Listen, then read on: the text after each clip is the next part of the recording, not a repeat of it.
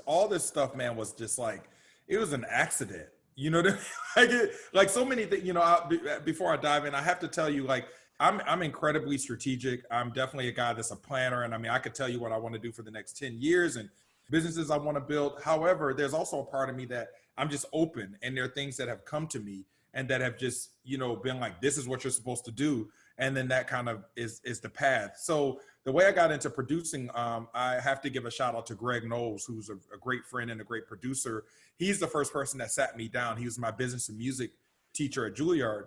And he sat me down as a producer and he said, man, you got some great ears.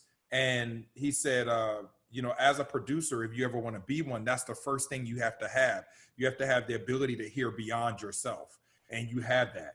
So I was like, oh man, thanks so much. I got great ears. All right, what are we having for lunch?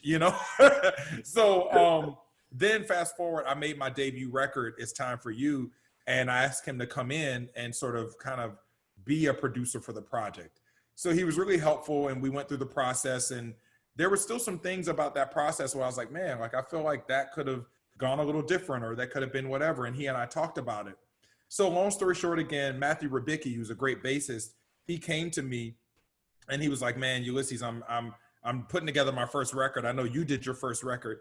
And he just kept asking me questions. Like every day he kept calling me like 20 minutes, 30 minutes, 40 minutes. And also I had been reading a book on Quincy Jones, his autobiography about producing. So I was like, man, Greg Knowles already told me about me having some ears. So I think I'm gonna try producing. But for me, when I say I want to do something, I start researching first. So anyway, so Matt's calling me. Finally I said, Matt, bro, you need to hire me for something. I know you want me to be on the record, but like, how about this? I said, I want to produce, and I want to produce your record. I don't know what the hell I'm doing, but I said, how about this? I'll do it for free. So at least if I mess up, you didn't lose any money. So right. So and he said, you don't have to hold yourself to anything. Right. So he was like, right. So he was like, Ulysses, that's a great idea. So I knew part of what I did know about producing, because I had done a fair amount of records. I knew it was calling the studios. Mike Dees was also very helpful to me because he had been producing longer than me. So I kind of rapped with Mike about it. But anyway, Matt's first record, Driven, it hit I think it was either Downbeat or Jazz Times, one of those magazines. It like was one of the top 10 records like that came out that week. So I was like, maybe I'm on to something, And what I really did was I wanted to make sure I hired great musicians. I made sure that Matt and I came up with a really solid concept. And we really dealt a lot with sequencing and making sure like what this record is going to encompass, right? So there was that. I did the record, kept on doing my thing. Mike Catone shows up, Juilliard student. He was like, man, I like Matt Rabicki's record, and I hear you're producing records. I was like, all right. He was like, would you do mine? So I did his. And then next thing I know, I think I started getting a bunch of calls from singers who were like, man, we want you to do our record. And the two most notable ones that I remember are Charles Turner, III, and Brianna Thomas. I had been working with Brianna a lot, and people were going crazy for her. And I was like, Brianna, you got to put something out on CD.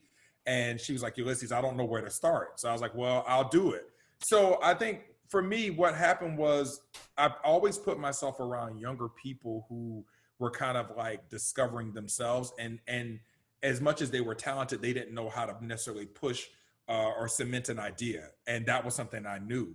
So it just so happened that it ended up being like a bunch of young and up and coming great musicians, But yeah, man, it's funny. I mean, I've now been producing for 10 years. I've produced over 50 records. And I mean, yeah, it's kind of funny to me. I got a couple of things coming out soon. There's a great chef and restaurateur, Alexander Smalls. I just co-produced a record with Robert Sadin, who is a Grammy-winning producer. Bob Sadin is the man. So I just got done producing with Alexander and for him or whatever. And then also I just did Ulysses Owens Jr.'s record, which did really well. I did Songs of Freedom. I co-produced that with Keith Whitty. Oh, I want to talk about that record. So anyway, so with all that said, I think where I'm at now is I feel like I understand the producing process. What I started doing is now partnering with other producers, because I think there are some things that I still want to do better and that I don't know about. So I'll partner with a producer that has that understanding, and then I bring what my understanding is, and I feel like we're able to make really great stuff. I think Benny Benack, I did his record, and man, I'm really proud of that record. We had a lot of fun doing that record. So yeah, man, it's very organic for me. I'm not as strategic and driven with producing. Producing to me is like a marriage. So I have to really make sure that the artist and I had this understanding of what they want to accomplish. And first of all, making sure that what I do is what they want, you know, and that's really big because you know, I've done some really cool records, but if my sound or what I've done is not what you want, then there's so many other people that you should work with.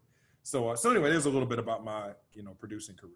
No, but I mean, it goes even beyond. So you're producing records for others, but I mean, even on your own records, I would just say that you definitely have made an effort to include the next generation. You know, even including Joel Ross and merging all of the generations. I mean, it's not necessarily like that's your entire focus, but you're aware enough to have these fresh inspirations of sound and on these projects. Well, big thing, sorry, I just want to say with that, I want to work with people that inspire me. Like when I first heard Joel Ross, I kind of had, like, I won't say I hit a rut, but like I just left the Christian McBride trio where I felt like it doesn't really, for me, it didn't get any better than that. You know what I mean? You know, I mean, what we were able to accomplish as a trio was incredibly beautiful. However, I knew though, that I couldn't just stay there. Like I needed to move on. And you can't just, you know, when you get really amazing opportunities, it's meant to take them, you know, be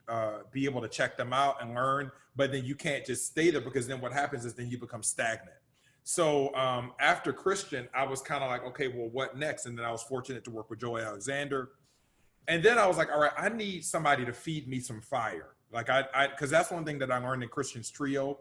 It was literally like me getting fire thrown at me from all directions. You had McBride, who was daddy fire, you know, and then you had, you know, Sands, who was little brother fire. So it was this whole thing. So when I met Joel Ross, that was the first time that I met that same energy that I experienced with the trio, where it was like, whoa, like here's somebody with a lot of information and there's like endless amounts of information. And he, every time I heard Joe play, like whether it was like a scale, it just inspired me. So that's why I worked with him. So yeah, I think that's the key for me. I mean, there's a whole multi-generational whatever, but man, I want to play with cats to kick my ass. You know? And